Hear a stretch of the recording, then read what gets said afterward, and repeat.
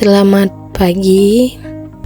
Oke, pagi ini kita akan berangkat menuju Danau Singkarak dan Istana Pagaruyung.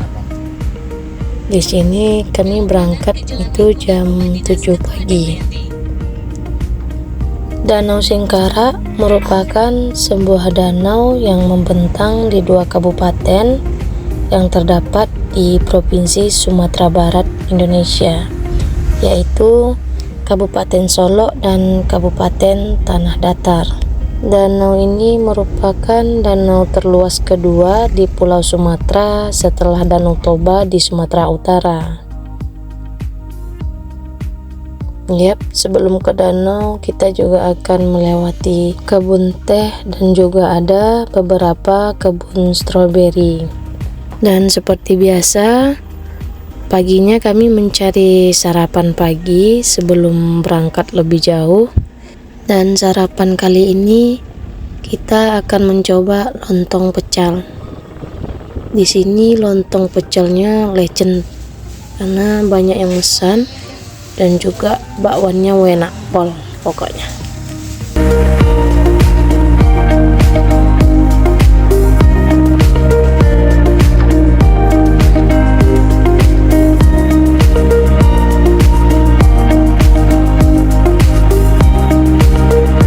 Setelah sarapan, kami lanjut perjalanan menuju Danau Singkarak.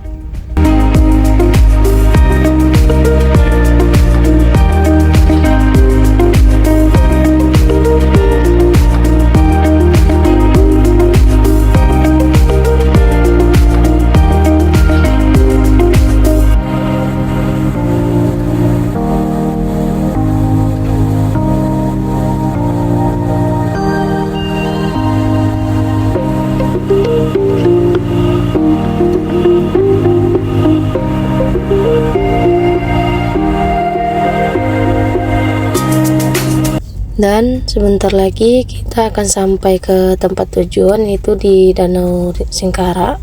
Di sini tiket masuknya itu untuk orang dewasa per kepala 20.000 dan untuk anak-anak itu gratis.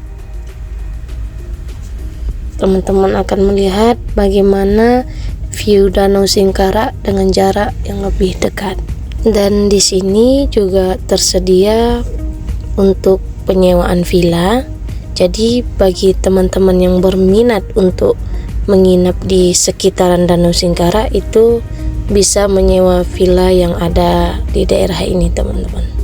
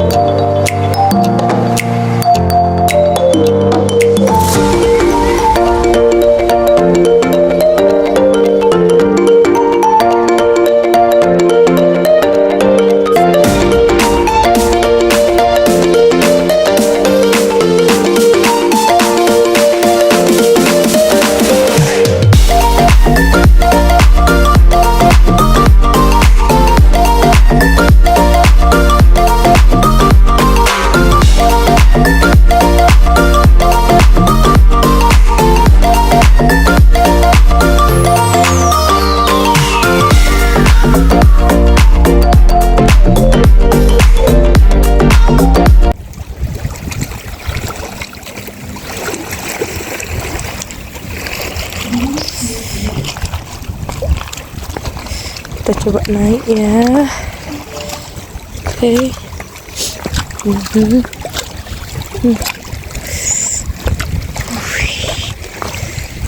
Wih, sejuknya.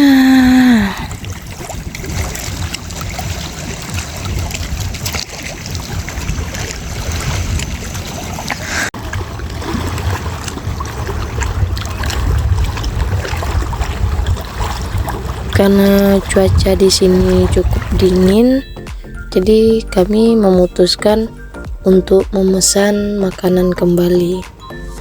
Di sini teman-teman akan melihat soto ciri khas Sumatera Barat, itu dengan soto menggunakan cabai merah. Nah, ini sotonya udah datang, bisa teman-teman lihat. Dan ini memang enak ya teman-teman, bumbunya terasa. Buka kan? Bisa teman-teman lihat nih cabenya. Nah, ini ciri khas Sumatera Barat, sotonya cabai warna merah. Benar-benar dingin ya, Pak. Tidak cukup di situ, kami juga pesan mie rebus ya teman-teman. Karena cuaca di sini memang benar-benar dingin, jadi membuat perut jadinya makin cepat lapar. Walaupun tadi pagi itu sarapan, karena dari kami sarapan sampai ke danau itu kurang lebih cuma 1,5 jam teman-teman. Setelah puas di danau, kita lanjut ke Istana Pagaruyung.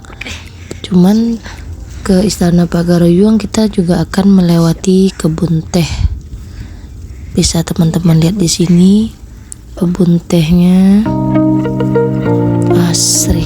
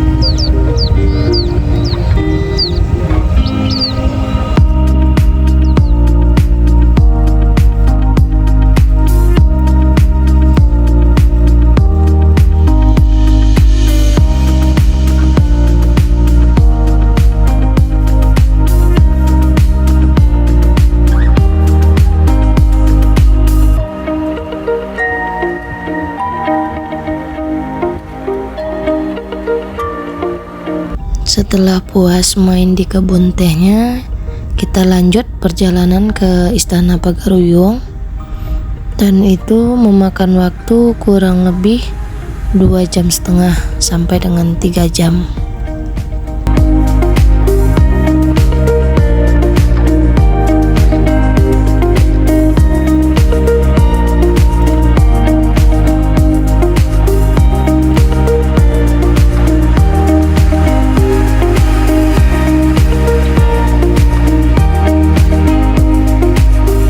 Dan selama perjalanan di sini kita juga akan melihat danau itu dari dekat. Dan di sini juga banyak wisatawan biasanya berhenti untuk mandi di pinggiran danaunya teman-teman. Nah, bisa dilihat sepanjang jalan danau ini banyak wisata pemandian. Dan di sini nanti teman-teman juga bisa berhenti di mana teman-teman suka, karena hampir sepanjang jalan itu teman-teman nanti akan menemukan tempat untuk bisa berhenti untuk teman-teman ataupun anak-anak bisa mandi di pinggiran danaunya.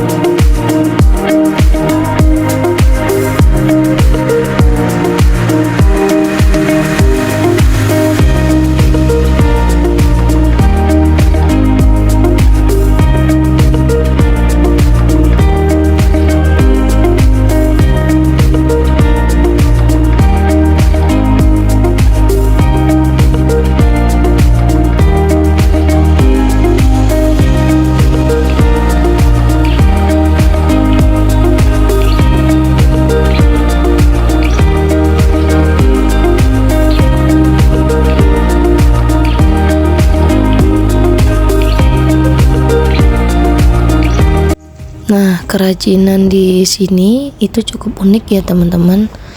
Di sini di pinggir jalan kebanyakan warga sekitar itu menjual kasur dan juga bantal ataupun boneka.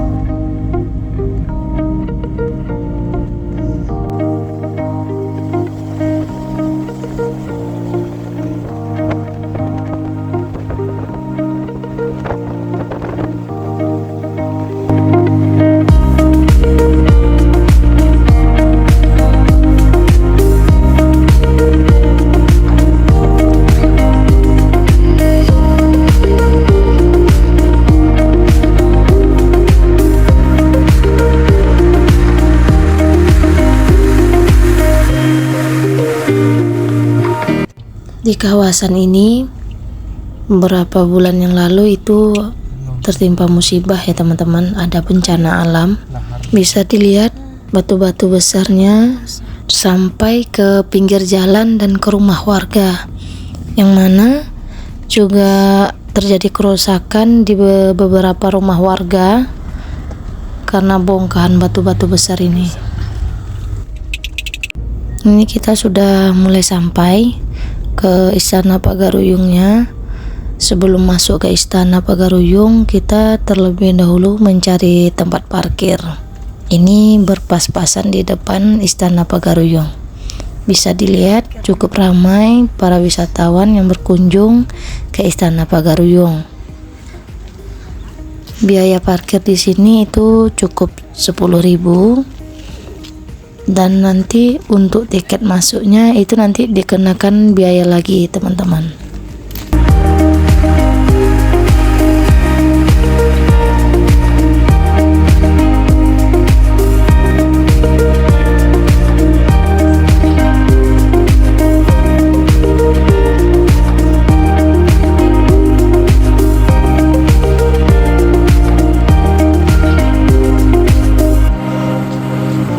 Biaya tiket masuk itu berbeda ya dengan kita Indonesia dengan warga negara asing.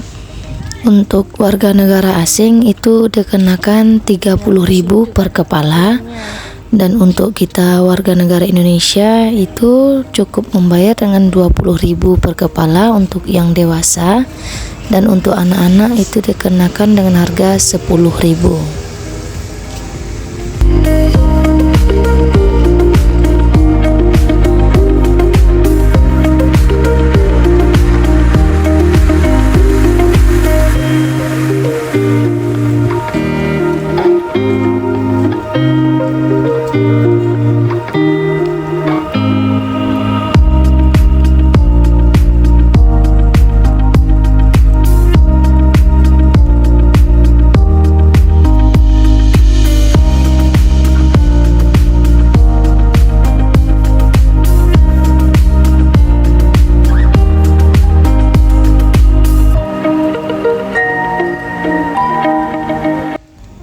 Istana Basa Pagaruyung yang lebih terkenal dengan nama Istana Besar Kerajaan Pagaruyung adalah museum yang berupa replika Istana Kerajaan Pagaruyung yang terletak di Nagari Pagaruyung, Kecamatan Tanjung Mas, Kabupaten Tanah Datar, Sumatera Barat. Istana ini berjarak lebih kurang 5 km dari Batu Sangkar, dan istana ini merupakan objek wisata budaya yang terkenal di Sumatera Barat. Dan waktu kami datang ke sana itu dominan wisatawan asingnya itu dari Malaysia, kebanyakan dari Malaysia teman-teman. Di sini kita juga bisa menyewa baju adat Sumatera Barat beserta dengan perlengkapannya, baik itu perempuan ataupun laki-laki, baik yang dewasa ataupun untuk anak-anak, dan juga tersedia jasa untuk fotografernya.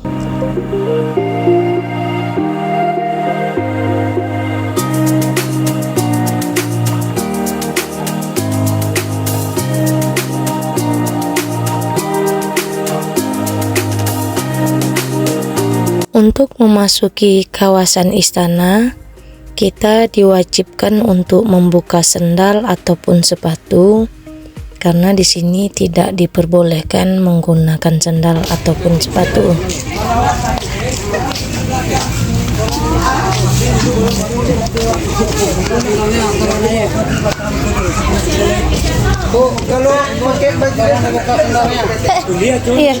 Basa yang berdiri sekarang sebenarnya adalah replika dari yang asli. Istana Basa yang asli terletak di atas bukit Batu Patah dan dibakar habis pada tahun 1804 saat terjadi Perang Padri.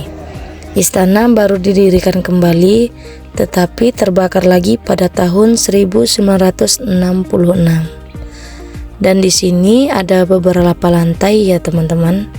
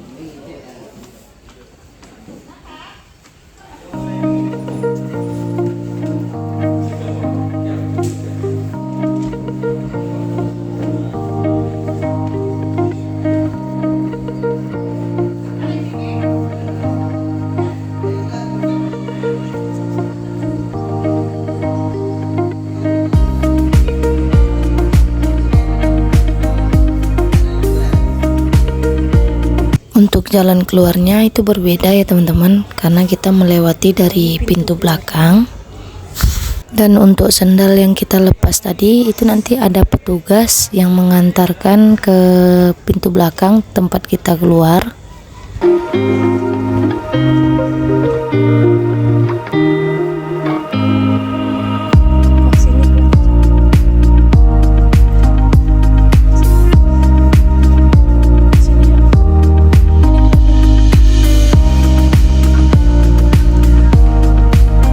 Di sini juga banyak oleh-oleh kerajinan tangan dari Sumatera Barat, bisa dilihat, dan harganya juga sesuai dengan kualitas.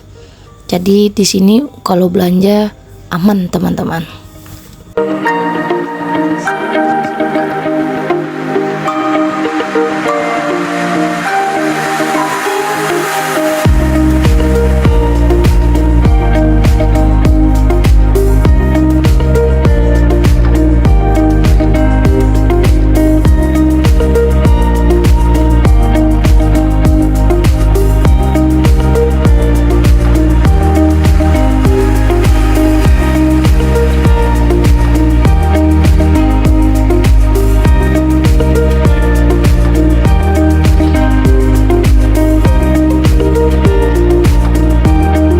Setelah puas bermain di Istana Pagaruyung, kami memutuskan untuk pulang dan kami berhenti di daerah Payakumbuh.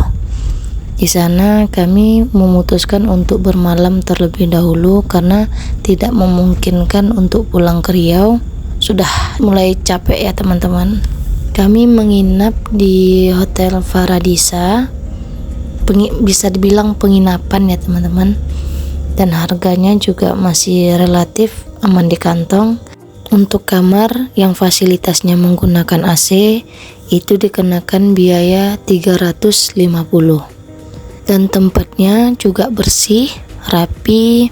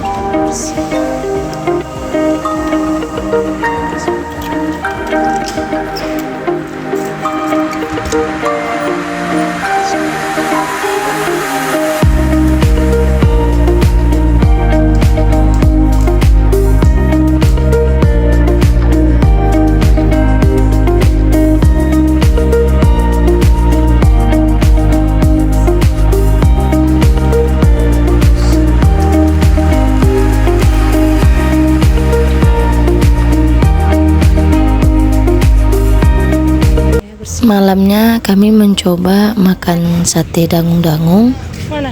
dan itu juga enak teman-teman.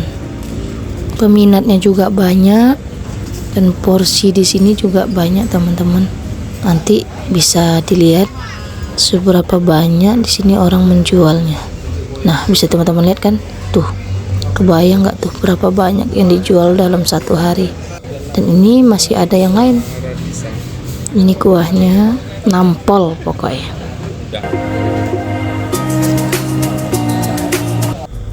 Si bocil sarapan pizza teman-teman, lagi pengen pizza katanya. Ya, sebelum pulang kami memutuskan lagi untuk singgah di Harau.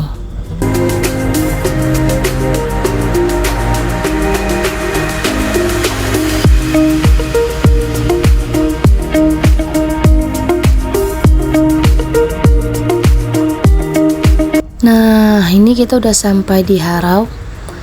Jika udah sampai di Harau, teman-teman akan melihat kiri dan kanan itu sawah dan juga bukit-bukit yang tinggi, teman-teman.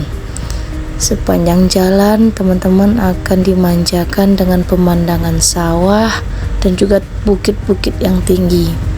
Di sini, teman-teman gak usah ragu, gak usah takut untuk tidak dapat penginapan, karena sepanjang jalan ini sampai ke dalam itu banyak homestay dan juga penginapan-penginapan yang lainnya. Bisa juga teman-teman searching kalau teman-teman pengen nginap di sini.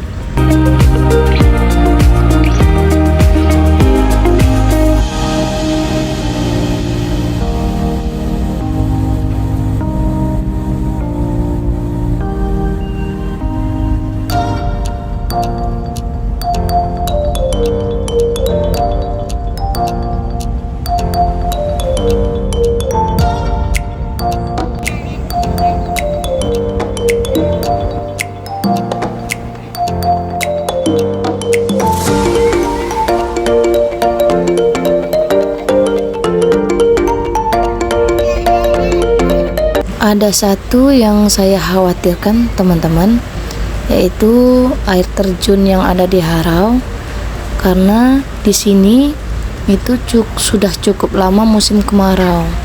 Takutnya karena musim kemarau air terjunnya itu tidak terlalu banyak volume ataupun debit airnya teman-teman. Tapi nanti bisa kita tengok apakah sesuai dengan prediksi saya. Tapi mudah-mudahan air terjunnya seperti biasa ya teman-teman.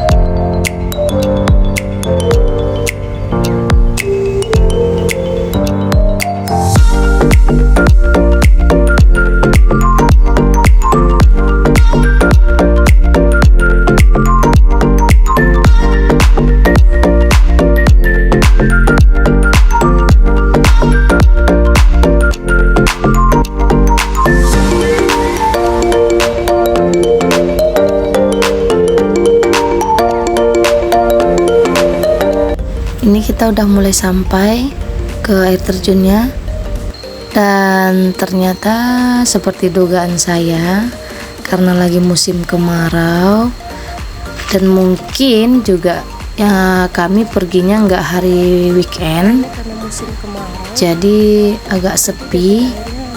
Ditambah lagi dengan air terjunnya juga debit airnya atau volume airnya itu sedikit teman-teman. Bisa teman-teman lihat di sini airnya pun tidak terlalu dalam, cukup dangkal, mungkin karena musim kemarau ya. Nah, itu bisa teman-teman lihat volume airnya.